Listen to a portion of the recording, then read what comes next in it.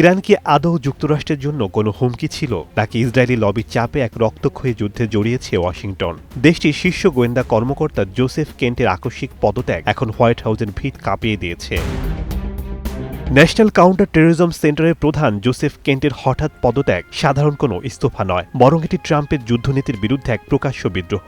Joseph Kent স্পষ্ট করে বলেছেন, তার বিবেক তাকে আর এই যুদ্ধ সমর্থন করতে দিচ্ছে না। তিনি সরাসরি অভিযোগ তুলেছেন, ইরান যুক্তরাষ্ট্রের জন্য কোনো আসন্ন হুমকি ছিল না, বরং ইসরায়েল এবং তাদের শক্তিশালী লবির চাপেই এই যুদ্ধ শুরু করেছে ট্রাম্প প্রশাসন।